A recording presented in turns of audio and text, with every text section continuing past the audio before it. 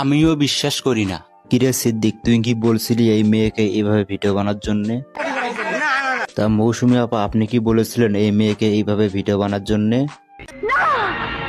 শালা মেগির বাচ্চা মেগি, তোর ভিডিওতে ভিউ নেই, এই জন্য খারাপ ভিডিও বানিয়ে ভিউ কামাইতেছিস, আর অন্যদিকে আমগরে দোষ দিতেছিস যে আমরা এই ধরনের ভিডিও বানাইতে বলছি। আরে কাকা, আমি সব সময় সঠিক কথা বলি। আর একটা সত্য কথা তোমাদেরকে আমি বলতেছি, বর্তমানে দেখবে কিন্তু কুকুর আছে না, বাংলাদেশের কুকুরগুলো কিন্তু রাস্তাঘাটে কিন্তু তাদের পুটকি দেখায় বেড়াইতেছে এবং কি মানুষজনের সামনে কিন্তু তারা মিলামেশা করতেছে। বর্তমান বাংলাদেশের মেয়েদের অবস্থা হয়েছে তাই, তারা ফেসবুকে এসে ভাইরাল হওয়ার নেশায় নিজের যৌন অঙ্গকে মানুষকে দেখায় ভিউ কামাইতেছে।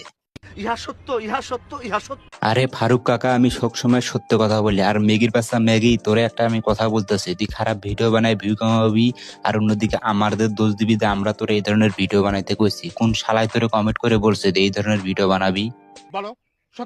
আরে কাকা, ওরা সত্য কথা বলবে কিভাবে? এই ফেসবুকে এসে নোংরামি করে ভিডিও বানিয়ে ভাইরাল হওয়া ওদের হচ্ছে নেশা, ওদের পিছনে বেগুন দা আমার হচ্ছে পেশা। ওই দাও তেল ছাড়া, কিন্তু চিন্তা করতেছি বেগুনটা দেবো কোন দিক দিয়ে। আরে কাকা, আপনি তো আমার মনের কথা বলেছেন, এই জন্য আপনাকে many thanks to you. এই থ্যাঙ্কসটা কাকার জন্য ছিল না, এখন পর্যন্ত যারা তোমরা আমার ভিডিওটা দেখতেছো শুধু তোমাদের জন্য এই থ্যাঙ্কসটা ছিল। সবাই ভালো থাকবেন, সুস্থ থাকবেন, দেখা হবে নতুন কোনো একটা ভিডিও নিয়ে। আর শেষে ছোট্ট একটা ভয়েস আছে, অবশ্যই ভয়েসটা শুনে যাবেন। ধন্যবাদ। মা বাবাকে কষ্ট দিও না বন্ধু, দুনিয়াতে অশান্তি, পরকালে জাহান্নামে।